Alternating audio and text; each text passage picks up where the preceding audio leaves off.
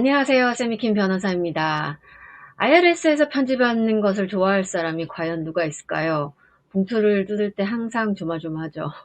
최근 제가 성공시킨 케이스를 통해 오늘은 해외 금융자산 자진신고에 대해서 얘기를 나눠보고자 합니다. 먼저 FATCA, FBAR라는 말씀 들어보셨나요? 해외 금융자산 자진신고 의무를 말합니다. 간단하게 말해서 미국 세법상 거주자일 경우에 미국 영토를 제외한 해외에 소유하고 있는 금융자산 정보를 매년 미국 정부에게 신고할 의무가 있다는 법입니다. 워낙 미국 언론에서 그동안 오랫동안 다뤄왔고 한국 세법에도 비슷한 신고 의무가 있기 때문에 더 이상 이제 몰랐다고 변명하기가 힘들죠. 자, 그러면 자진 신고 프로그램 케이스 배경을 제가 다루었던 케이스의 고객 정보만 제외하고 간단히 말씀드리겠습니다. 이 고객은 이번 여름에 저를 찾아오셨어요. 해외 금융자산 신고, 계좌 신고 모두 되어 있지 않았고 신고 의무 자체에 대해 발견한 지도 얼마 되지 않는 분이었습니다. 직업상 외국 출장과 거주가 잦았고 이사도 많이 다니셨고 한 나라에 거의 오래 거주한 적이 없는 분이셨어요. 그러다가 부모님, 한국에 계신 부모님의 증여, 부동산 양도 문제로 들어가셨다가 거기 있는 은행 직원으로부터 FATCA, FBAR에 관한 법과 신고 의무를 처음 알게 됐습니다. 그 이후로 계속 잠을 설치고 일이 손에 안 잡힐 정도로 고민이 많았다고 하셨습니다. 그래서 저희 팀은 먼저 그 분의 한국 금융계좌 정보와 이자소득, 임대소득을 모두 파악하고 환율을 적용한 후에 수정보고서 1040X죠. 3년치를 만들었고 한국에 있는 은행 계좌를 신고하는 FBAR 6년치를 모두 꼼꼼히 준비해서 국세청의 Streamline Procedure 하에서 자진 신고하는 것으로 선언하고 모든 문서에 분명히 이것을 적시하여서 자료를 제출했습니다.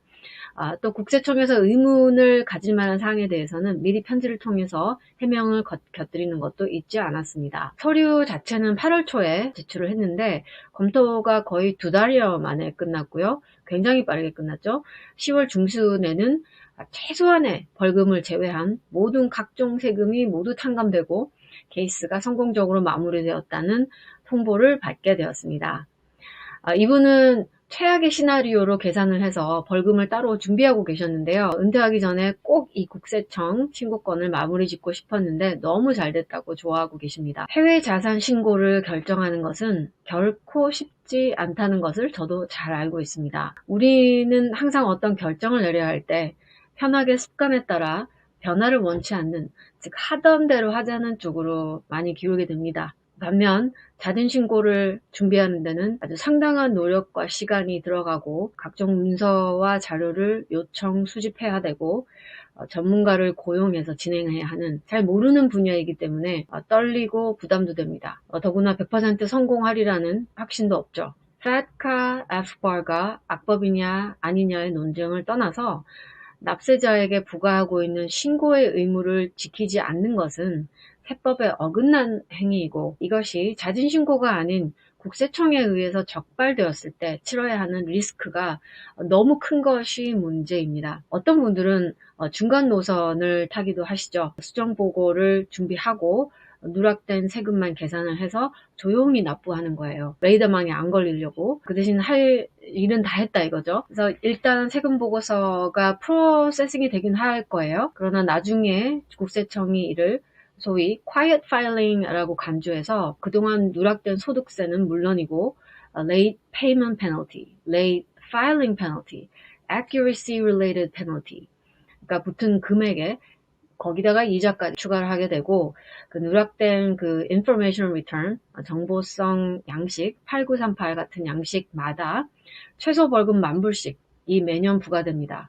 그리고 FBAR 양식도 만약에 6년이 모두 해당이 됐다면 1년마다 10,000불씩 벌금이 최소한으로 붙고요.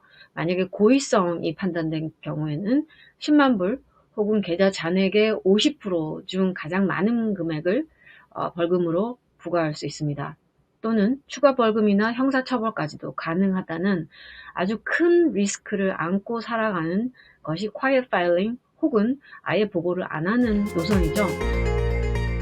제가 말씀드릴 수 있는 것은 가만히 있는 행동은 편하긴 하지만 적발될 시 리스크 확률을 높이는 행위이고, 바로잡는 행위는 비록 떨리고 부담은 되지만 나에게 가장 좋은 포지션과 기회를 제공하는 행위라고 감히 말씀드립니다. 이 국세청의 자진신고 프로그램 Streamline Procedure는요, 정책상으로 납세자를 보호하기 위한 프로그램입니다. 벌금을 최소한을 줄이면서 나머지 벌금은 탕감시키고 발 뻗고 잘하는 것이죠. 다만 이 성공 비결을 하나 꼽으라면 편지를 아주 잘 써야 됩니다. 애매한 부분에 대한 설명과 첨부하는 자료에 대한 일목요연한 설명을 붙여서 국세청의 검토 직원이 아주 내 케이스에 쓰는 시간을 최소한으로 줄이는 것이 관건입니다. 오늘은 셀카 FBA에 대한 성공 사례를 다루어 봤습니다. 구독과 알람 설정 부탁드립니다.